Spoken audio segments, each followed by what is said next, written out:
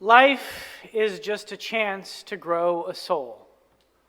The words are attributed to the Unitarian minister A. Powell Davies. They capture a theological sentiment long prevalent in our tradition, alternatively phrased as salvation by character. It is the belief that the religious life is not pointed to some great end outside of our terrestrial existence. It's found here, now, in this life, amongst the company we keep and expressed most fully in our actions. The aim of true religion, said William Ellery Channing, is growing in the likeness to God.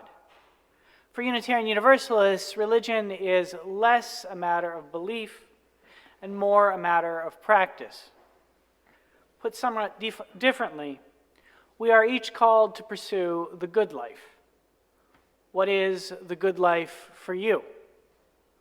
When do you know that you are living it? What models, what exemplars might you follow as you seek to find it? Over the next year, we're going to explore something of the good life through a program we're calling Lives of the Spirit. Each month, we'll devote a service to the life and teaching of one of the great spiritual activists of the 20th century. Grace Lee Boggs, Abraham Joshua Heschel, Howard Thurman, such names might not be familiar to you.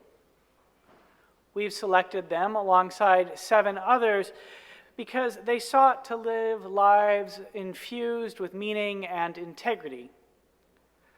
We could name the lives they lived as models for the good life, or we could describe them as religious beings who, during their brief span, each found something of the essence of religion. The word religion I've shared with you before comes from the Latin religare, to bind. One definition of the word is simply that religion is what binds us together. The binding agent can be termed spirit. Spirit, again, leaning into the Latin, comes from spiritus, the word for breath. Synonymous with the essence of life, we all have spirit because we all breathe. Lives of the Spirit. Those we will be turning to for inspiration understood a few things in common.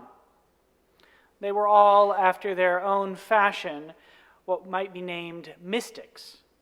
A mystic is one, the great scholar of religion and preacher, Howard Thurman told us, who finds something within their own experience that opens up into the infinite. They discover in their particular life, their particular spirit, a glimmer of that which binds all of us, all life, all being together. Each also found life to be a matter of questing and questioning. The mystic, returning to Thurman, grasps that there is nothing more destructive in life than a person who is sure.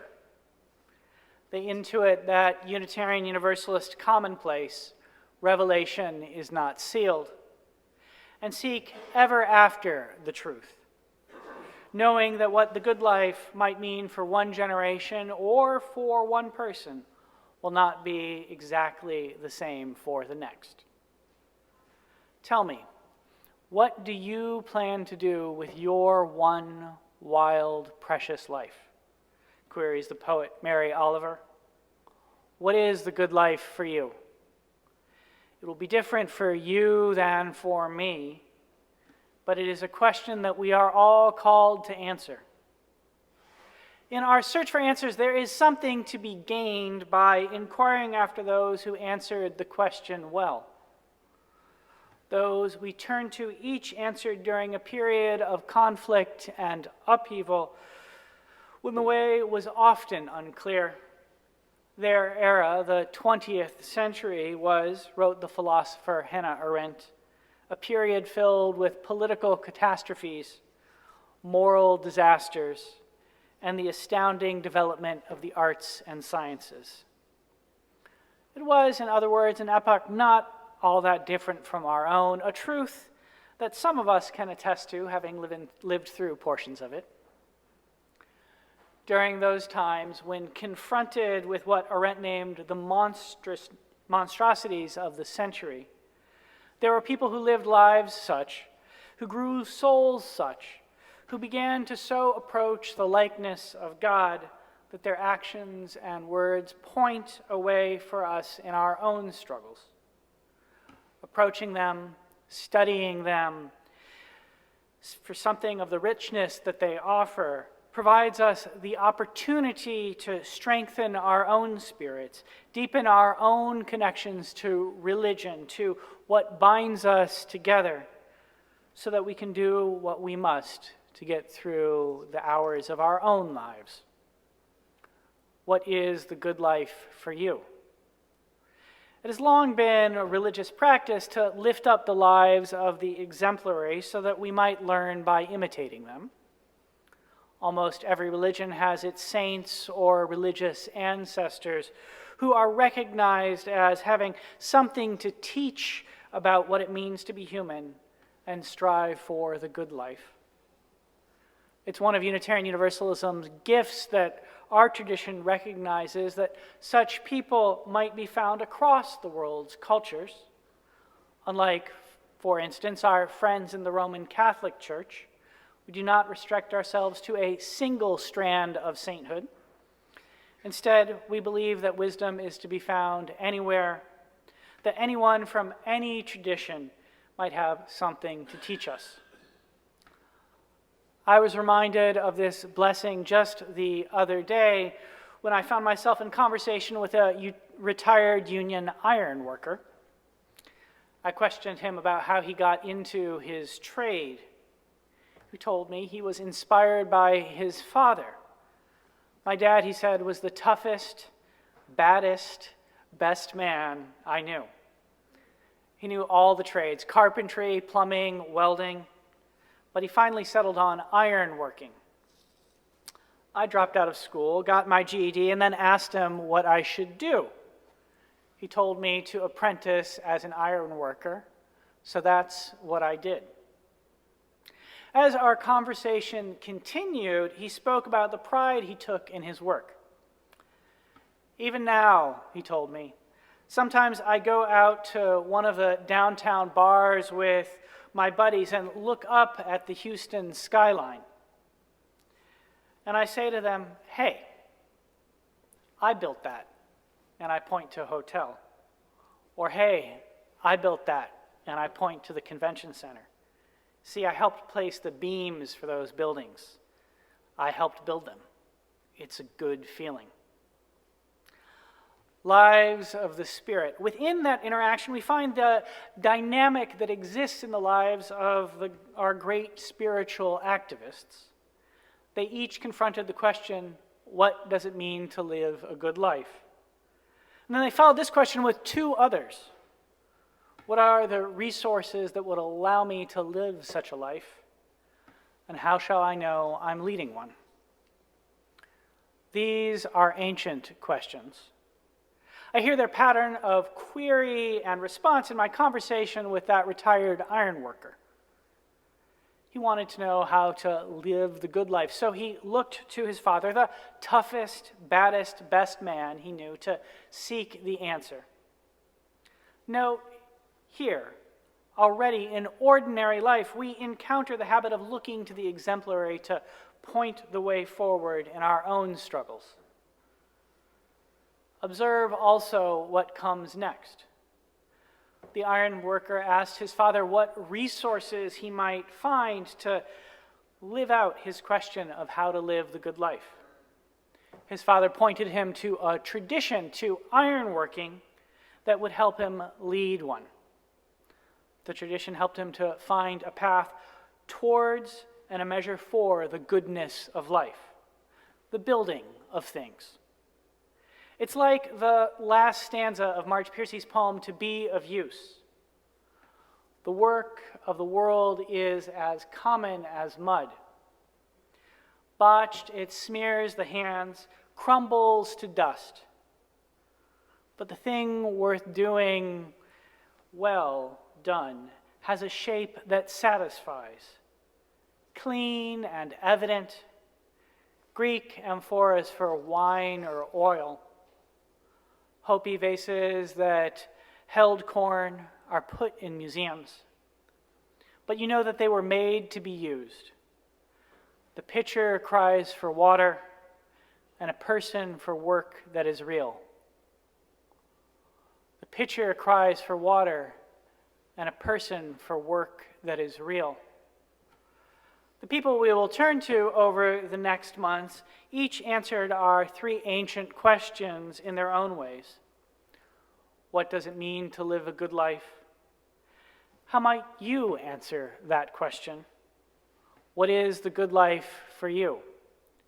Your answer will be other than mine. We each have been shaped by our own experiences. Not all of us were lucky, like our ironworking friend, to have parents who pointed the way. Not all of us have been blessed to find wisdom in the tradition we were born into. What is the good life for you?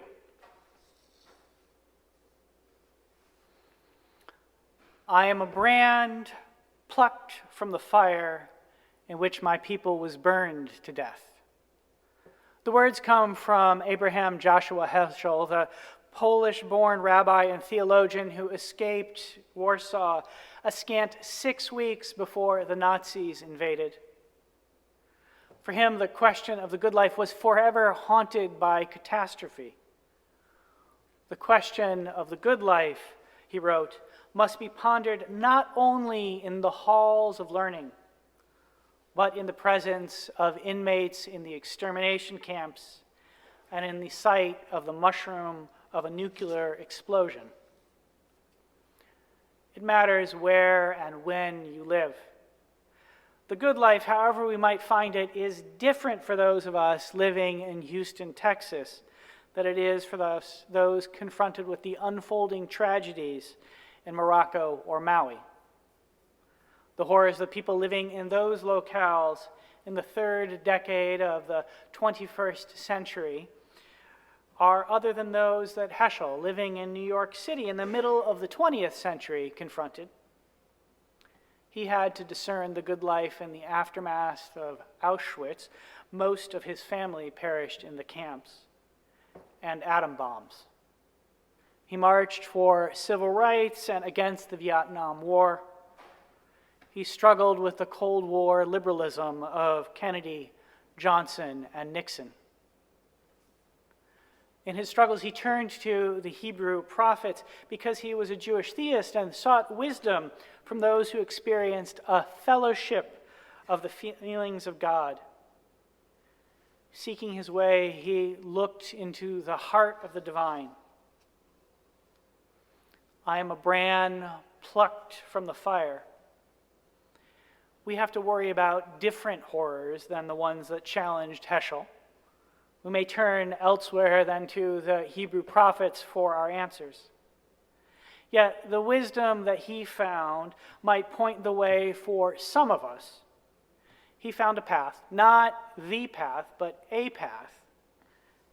It is one we will consider in our age, as with every hour we must struggle with the horrors unfolding in North Africa and a climate catastrophist summer as it draws to a close. Our state government, after all, is practicing the politics of cruelty and is trying, in the words of Jamal Bowie, to turn Texas into a laboratory for autocracy. It denies the poor and working class health care, targets black, brown, and queer communities, and seeks to strip Houstonians of our democratic right to determine the shape of education for our children. Calamity, crisis. How shall we live? What is the good life for you? The pitcher cries for water, and a person for work that is real. Lives of the Spirit. Each of the people whose lives and work we shall lift up found, nay, created a good life despite difficulties of their hours. They each did something many things to make the world a more beautiful place and to celebrate their own wild, one precious life. Each succumb in a way to what A. Powell Davies named the temptation to be good, and found in their particular lives connection to the infinite, unnameable all that binds life and being together. What is the good life for you? Throughout the months, you'll have the opportunity to explore this question and the two that accompany it in a variety of ways. Each month, we'll be offering at least one service devoted to the life of the Spirit, to someone who tried to answer our questions so that you might attempt to answer your own. Then we have 4 opportunities to go deeper. First, there are covenant groups that will meet once a month. And these groups will consider how their essential teachings of these great spiritual activists might inspire something of our own spirit. Heschel, for instance, encouraged us to live a life of radical amazement. How might opening ourselves to the amazing beauty and possibility of the world allow us to have a more profound sense of the spiritual? How might it give our lives a greater sense of meaning or point us towards the good life? Second, there's the Ministers' Book Group, which will meet each month to wrestle with a text that points its way to the good life. This month, we're reading Heschel's Man's Quest for God and approaching the book the same way we will approach the covenant groups, seeking to understand how these texts might point us to the good life. Third, twice a month between the services, there will be a chance to meet to discuss the readings that we have. How do those readings inform your own sense of spirituality? Finally, we'll have monthly workshops led by someone whose own life has been deeply shaped by one of our spiritual activists. This month, Rabbi Scott Hausman-Weiss of Congregation Shema Colino and our own Craig Ottinger will offer the program Awe and a Meaningful Life, Rabbi Abraham Joshua Heschel. What are the resources we need for a good life? It's part of our mission to offer opportunities for transformative spiritual growth for members and seekers. Last year during the vision, mission, and covenanting process, many of you said you wanted more opportunities for spiritual growth from First Unitarian Universalist. So we created this program in response. And here, let me make a special plug for the covenant group portion of the program. We have a sign-up sheet out in Channing Hall. These groups are a way for you to share something of your journeys and fellowship with each other. If you're new and looking for a connection, or if you've been around for a while and hoping to make some new friends, these groups are great for you. They're a chance for you to both explore together the teachings of our spiritual activists and consider how they pursued the good life while discussing something of your own journey. Such opportunities are one of the core practices, central resources that Unitarian Universalism offers us. We've long been inspired by that verse from Isaiah, "Come now, let us reason together." Religious truth, the life of the Spirit, an understanding of what it means to grow our souls, is something we have long believed is well pursued through conversation. I offer up a little bit of what I have found, and you by turn share with me something that you have encountered. Together, through our interchange, we come to a greater understanding, a deeper sense of spirituality. What are the resources we need for a good life? Place for dialogue, fellowship. There are many ways we might answer the question. Some of these are, of course, spiritual, and others more material. It's hard to pursue the good life on an empty belly. Each of our spiritual activists approached the quest for the good life from a particular tradition. Some, like Heschel, were theists. Others, like Grace Lee Boggs, were humanists. Boggs was an Asian American philosopher and political radical who spent most of her life in Detroit. A Marxist deeply influenced by the Black radical and African American humanist traditions, she was friends with people like Albert Cleage Jr., founder of the Shrines of the Black Madonna, Malcolm X, and the great Jamaican philosopher and socialist C.R.L. James. She lived through the almost near destruction of her city that came with the decline of the auto industry. She made it to 100. She took part in almost every one of the long 20th century's struggles for love and justice. She helped organize the great unions of the 30s, 40s, and 50s that gave birth to what we call the middle class. She was there when Malcolm gave his message to the grassroots. In fact, he gave the message to the grassroots at her invitation. She was on the line during the powerful wildcat strikes that shook the Motor City and, in fact, the world in the late 60s. She was proclaiming a need to confront the climate crisis long before many of us were even aware that it was coming. Boggs was there across the long 20th century, hoping, working, trying to bring into being all the changes that she believed were necessary to build a more beautiful world. And through it all, she came to the conclusion that the great task before us was not mere material benefit. It was not social or cultural uplift. It was that the time has come to grow our souls. It was only by growing our souls, our relationships with one another, that we might find a way out of no way and blossom fully into being. What resources do you need for the good life? Through Lives of the Spirit, we aspire to offer you some of those resources. If you're joining us this Sunday, whether in person or online, I suspect that you've come to the conclusion that community is one of those resources. This leads me to my final question, our final question. How shall you know that we are leading a good life? This might be the most difficult question to answer. Aristotle famously believed that we could only truly say that someone had lived a good life when they were dead. Even the most virtuous, the best of us, is always haunted with the possibility of tragedy. It's only when you come to the end, he thought, that we could understand a life is good because it had become free of blemishes that might besmirch the beautiful in each of us and be liberated from the tragedies that might mar our legacies.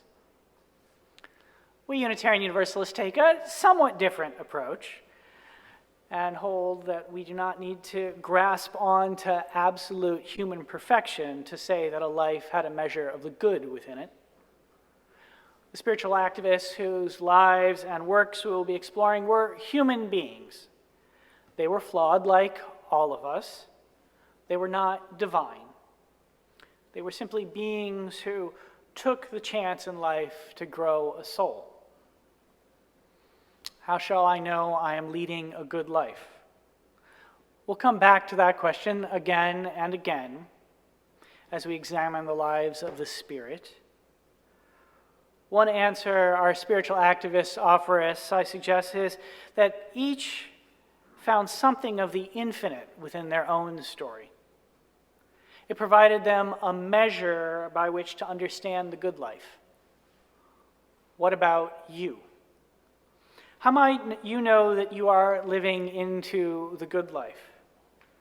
Perhaps together we can each point each other something of the way.